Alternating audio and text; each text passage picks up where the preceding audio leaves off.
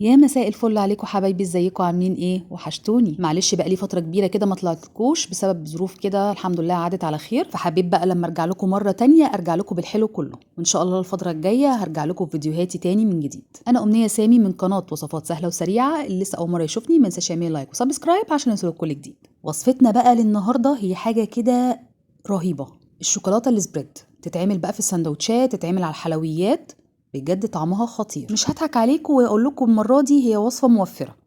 هي الصراحه هي اوفر من ان انتوا تجيبوها جاهز بكتير، بس هتكلفنا شويه خامات. بس لو قارنتوها بالجاهز هيعمل لكم كميه اكبر واوفر من الجاهز بمراحل. فخليكم معايا عشان تشوفوا الوصفه بالتفصيل.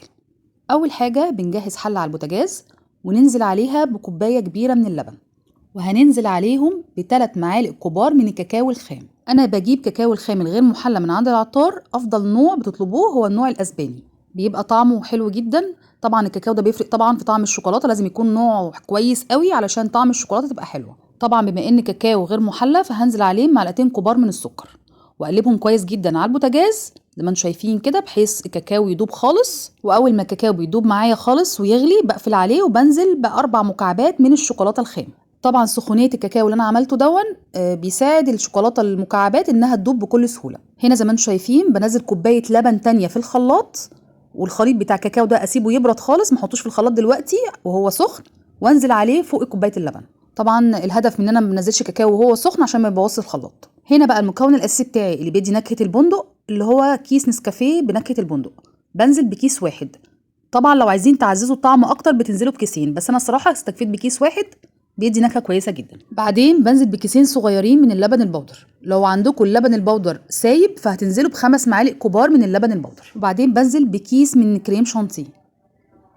هنا بقى هبدا اضرب المكونات كلها مع بعضها لحد ما تتجانس كويس جدا. طبعا الناس هتقولي كتير جدا انت مستخدمه مكونات مقاطعه. الصراحه انا ما اعرفش اللي معايا دول مقاطعه ولا لا، بس هي كانت الحاجات دي عندي اصلا من زمان، والفيديو ده اصلا انا مسجلاه مثلا بقالي شهرين على دخول المدارس. فالفيديوهات دي كلها عندي قديمه اصلا، عقبال بقى ما عملتها لكم ونزلتها لكم. هنا حسيت ان الشوكولاته مش مسكره قوي يعني، فزودت لها معلقتين كبار من السكر، فسكرها كده بقى مظبوط جدا. هنا خلاص المكونات كلها جاهزه معايا. هنبدا بقى نحط المكون اللي بيخلي الشوكولاته بتاعتنا تبقى ماسكه بقى زي الشوكولاته السبريد الجاهزه بالظبط. بنجيب كوبايه كبيره نصها زبده ونصها زيت. انتوا عايزين الكوبايه تبقى كلها زيت خالص طبعا برضو ينفع، بس الزبده بتدي طعم حلو جدا للشوكولاته. هنبدا بقى ننزل بالخليط الزيت على الزبده شويه صغيرين ونضرب، شويه صغيرين ونضرب، يعني ما ننزلوش كله مره واحده. زي ما انتم شايفين هو ده السمك المناسب جدا للشوكولاته، لاننا لما بنحطها في التلاجة لمده ساعه بتمسك اكتر من كده بكتير. طبعا بنجيب علب بقى عندنا معقمه. العلبه دي الصراحه كانت بتاعه شوكولاته سبريد عندي،